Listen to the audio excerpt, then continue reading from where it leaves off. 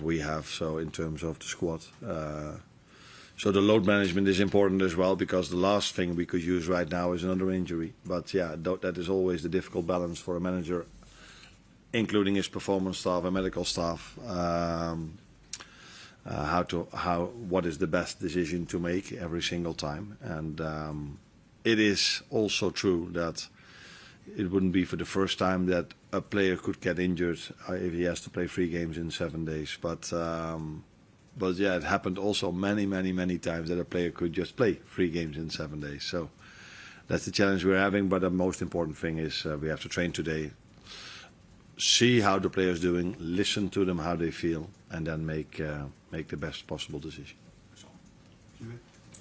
Arne, when you're talking about you mulling over those options right now and thinking who you could bring in, youth here, we've seen young kids go and win a trophy. Is that something now you could delve into? Are you looking more at the younger end of your squad? I'm looking always at them, because yesterday they trained again, all of them. But on a serious note, a few of them come closer and closer to first team football, and a few of them already had it with Rio and Trey.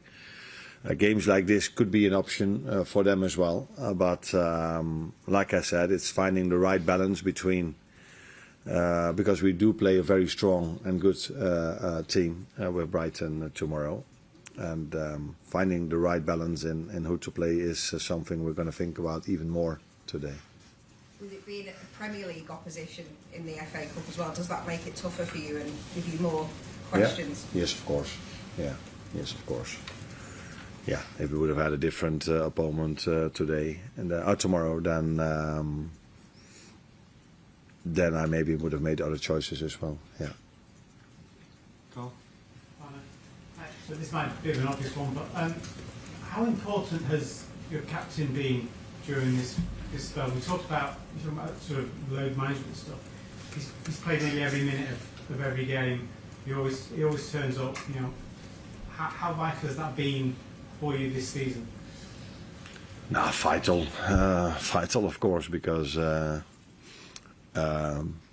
not even looking at the amount of options we have at centre back, because if he's not playing, there are no options left. Same for Ibu, by the way.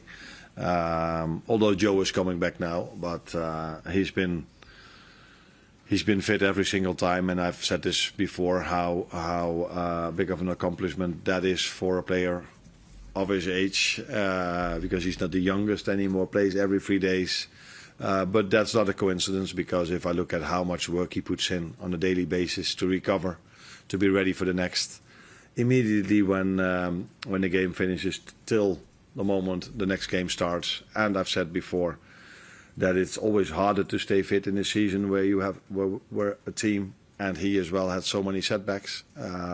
So it tells you a lot about what he does off the pitch in recovery, but definitely also about his mental strength, that he's able to stay with the team, and not only stay with the team, but also bringing in very good performances and lead the team, as he always does, on and off the pitch, by example.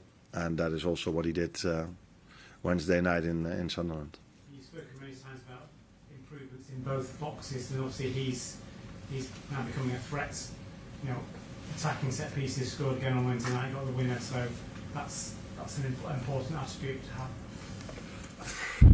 I would almost say in the current Premier League, it's the only attribute you should have, doing set pieces well. Yesterday, I again watched the game where set pieces were almost part of everything that happened during the game.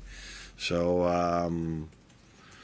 yes, vital. He scored one against Bournemouth, scored now one, and has already scored a few important goals for us this season. Definitely last season as well from set pieces. So yeah, he's a big threat in the air, offensively and defensively. Is really important for us, and not to concede. So yeah, vital, and I hope he will score many more for us in set pieces this season. Just to follow up on that, has your opinion on set pieces changed this season? Seeing how effective other people have been, has it made you change your thinking? My first thought through my head was no, because I've always said set pieces are it's almost impossible to win a big game of football with a negative set piece balance. And Premier League, every game is now a big game because the strength of the league. So, but looking at how where the league has gone to, I should maybe not say no. I should say yes, because it's yeah. I cannot stop talking about the importance of set pieces. It's every single day. It's so obvious. You have asked me multiple times what the difference is between our Champions League performance and our Premier League performance now. The most simple answer is set pieces, because in the Champions League we're top in set pieces. In the Premier League we're completely bottom, and that reflects in the league table as well. And yeah, the current Premier League is so much more about set pieces than it was last season. That even though I found it's very, very, very important, it's now gone through the roof in terms of how important it is. It's actually impossible to win the league if you have a set piece balance like ours. You need to have plus 5, 6, 7, 8, 9, 10 to even, no matter what you do in open play, to have a chance to win the league. Hello Arne, after the game in Sunderland, where you played without your Hungarian players for the first time in the season, what qualities or dynamics could return to Liverpool's game, obviously if you bring back them to the team, and how important might those be against Brighton? For a moment I thought we won because of all different reasons, but now you tell me what the reason was why we won. That's not no, these two have been very, very important for us, so this is definitely a joke. How important these two have been for us? Was that your question? Yeah, and what dynamics or what qualities will them bring back to the team if you play them again? Now, the energy both of them bring is very important to the team. Milos is, I think, has shown this season that that defensively is very, very solid, able to defend 1v1s against the best wingers in the world. And more we see what we saw in Bournemouth as well, that he's an offensive threat as well, that he has the power to go up and down, also to be an offensive threat. Dominic, I could almost say I cannot stop talking about him. All the quality he has, that is close to ridiculous. So off the ball, on the ball, can score a free kick.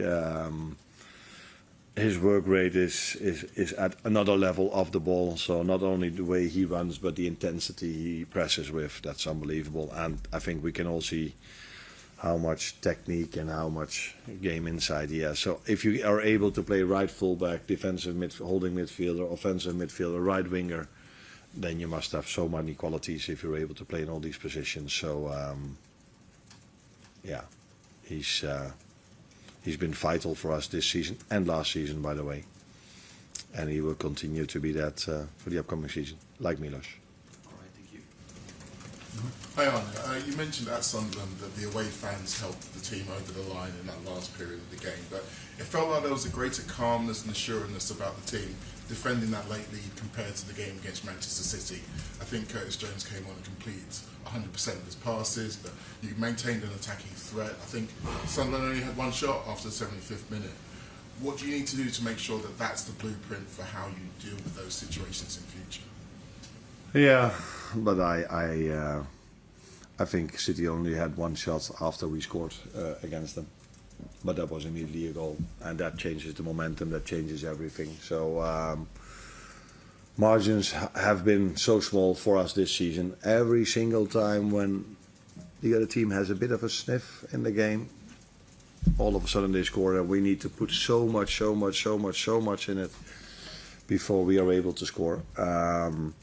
I didn't see that many difference in the last 20 minutes than I saw against City. The big difference was that the first time they arrived after us scoring the 1-0, it was a goal.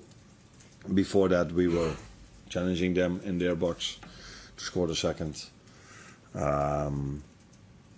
So yeah, the margins are really small. I think there was a moment that was definitely after 1-0 when Ibu was in a fight with Robbie inside our box. and I felt he lost it, and then Ibu could still put his leg in front of him and played the ball. If that is the margin, if that is not, it's not happening, he turns and might score because it would have been a bigger chance even than the one Bernardo Silva had.